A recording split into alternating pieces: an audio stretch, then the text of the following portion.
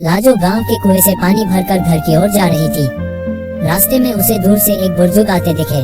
जब वे पास आए तो उन्होंने कहा, बेटी मुझे थोड़ा सा पानी पिला दो। लाजो ने कहा, हाँ हाँ बाबा क्यों नहीं, ये लीजिए पानी पीजिए। ये कहकर उसने पानी का घड़ा हाथ में लेकर उन्हें पानी पिला दिया। पानी पीकर बुजुर्ग ने उसका धन्यवाद दिया और आगे चल दिए। कुछ देर बाद लाजो घर पहुंची तो देखा वे बुजुर्ग और उसके पिता खाट पर बैठे थे। रामधन जी जो कि लाजो के पिता थे, रत्नलाल उनके ही पुराने दोस्त थे जो कि दूसरे गांव में रहते थे। कई साल बाद वे रामधन से मिलने आए थे। रामधन जी ने जैसे लाजो को देख वे बोले, ले भाई रत्नलाल आ गई मेरी बेटी। इसी के बारे में पूछ रहा था ना, बहुत ही होशियार बच्ची है। बस मेरी गरीबी और इसकी माँ के न रहने के कारण इससे इसका बचपन छिन गया। आ बेटा ये तेरे चाचा हैं, मेरे बचपन के दोस्त। लाजो कुछ बोलती उससे पहले ही रत्नलाल जी ने कहा, भाई रामधन तेरी बेटी बहुत संस्कारों वाली है। आज कुएं पर इसने ही मुझे पानी पिलाया था और कोई होता तो पहले मेरी जात पात पूछता फिर कहीं जाकर पानी पिलाता। तेरी बेटी बहुत परोपकारी है। अपनी तारीफ सुनकर लाजो शर्मा कर अंदर चली गई। तभी रामधन ने आवाज लगाई, बेटी अपने चाचा के लिए कुछ मीठा ले आ। रत्नलाल जी ने उसे रोकते हुए कहा, भाई मुंह बाद में मीठा कर लेंगे, पहले मैं जिस काम से आया हूँ वो तो सुन ले। हाँ भाई बोल क्या बात है, घर में सब ठीक तो है ना? रामधन की बात सुनकर रत्नलाल ने गंभीर होते हुए कहा, भाई मैं अपने बड़े बेटे के लिए तेरी बेटी का हाथ मांगना चाहता हूँ। अब इस दोस्ती को रिश्तेदारी में बदल देते हैं। ये सुनकर रामधन बहुत खुश हुआ। उसने कहा, बात तो तेरी ठीक है, अगर तेरा बेटा है तो मैं तैयार हूँ, लेकिन भाई मेरी हैसियत तो तू जानता ही है।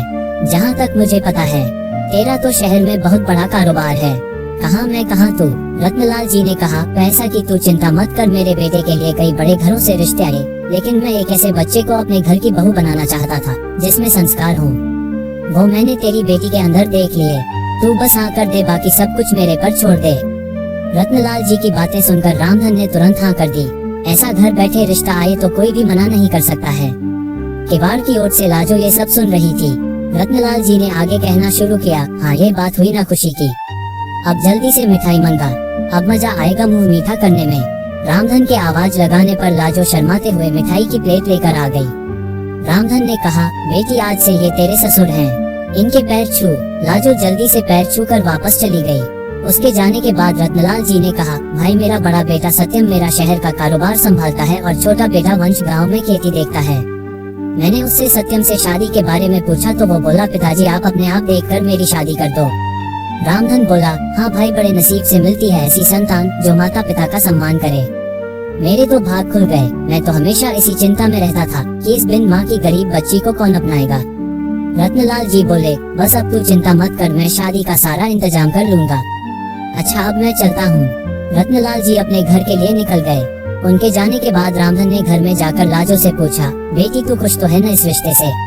लाजो बोली, पिताजी मेरे जाने के बाद आपका ध्यान कौन रखेगा, मुझे नहीं करनी शादी। रामधन बोला, बेटी ऐसा न बोल, मैं अपना ध्यान रख लूंगा, बड़े नसीब से ऐसा रिश्ता मिला है।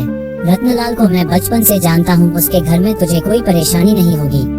कुछ दिन बाद पास के गांव से 2 लोग आए और रामधन को शादी का शुभ मुहूर्त बताकर चले गए।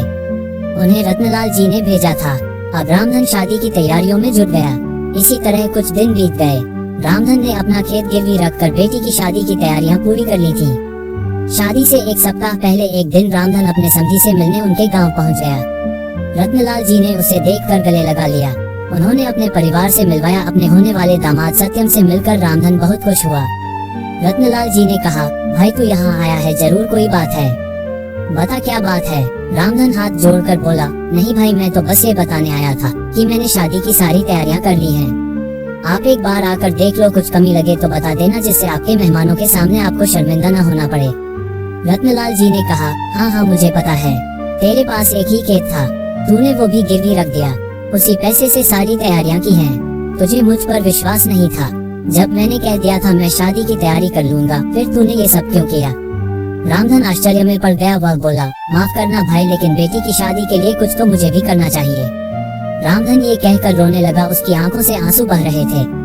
तभी रत्नलाल जी ने अपने छोटे बेटे वंश को बुलाया और इशारे से कुछ समझाया। कुछ देर बाद रत्नलाल जी ने रामधन के कंधे पर हाथ रखा। रामधन सिर झुकाए शर्मिंदा हुआ बैठा था। रत्नलाल जी ने कहा, ले भाई अपनी अमानत, दोबारा फिर कभी ऐसा मत करना। ये कहकर उन्होंने खेतों के कागज रामधन के हाथ में रख दिए। रामधन ने देखा, अरे ये क्या, ये तो वही कागज हैं तो मैंने गिरवी रखे थे, ये आपके पास कैसे आए? रत्नलाल जी ने कहा, वंश आसपास के गांव के सभी लोगों को जानता है, उनमें से ही एक ने खेत गिरवी रखने वाली बात हमें बता दी, वही यह कागज छुड़ा कर लाया है। रामधन की आंखों से आंसू बह रहे थे। रत्नलाल जी ने उसे गले लगा लिया और बोला, भाई खेत ही गिरवी रख देगा तो कर्ज कहाँ से चुकाएगा और खाएगा क्या? आगे से ऐसा कुछ मत करना, मैं अपनी बेटी लेने आऊंगा, बस तू मिठाई बढ़िया सी बनवाना। ये सुनकर सब लोग हंस पड़े। रत्नलाल जी ने आवाज लगाई, वंश ने 50,000 रुपए लाकर अपने पिता के हाथ में रख दिए। रत्नलाल जी ने कहा, ले भाई शादी की तैयारियां कर, और वंश ने घर छोड़ा। और हाँ सुन भाई, कल हम 4-5 आदमियों को तेरे घर भेज देंगे, वो सारा काम संभाल लेंगे, बस तू चिंता मत करना। रामधन कुछ बोल नहीं पा रहा था, उसके मुंह से बस इतना ही निकला, मेरी बेटी के नसीब खुल गए।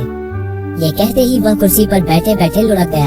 इतनी खुशी बर्दाश्त नहीं कर पाया, उसने अपने प्राण त्याग दिए। रत्नलाल जी उसे संभालते, इससे पहले ही वह दुनिया छोड़ चुका था। रत्नलाल जी अपने दोस्त से लिपट कर रोते रहे। वे अपने दोस्त की अंतिम यात्रा लेकर उसके गांव पहुंचे। लाजो को जब ये पता लगा, वह रोते रोते बेहोश हो गई। रामधन का अंतिम संस्कार किया गया। रत्नलाल जी अपने परिवार के साथ वहीं रुक गए।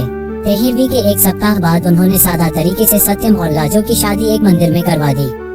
लाजो के चमकते नसीब की खुशी में रामधन अपना जीवन जीना भूल गया था।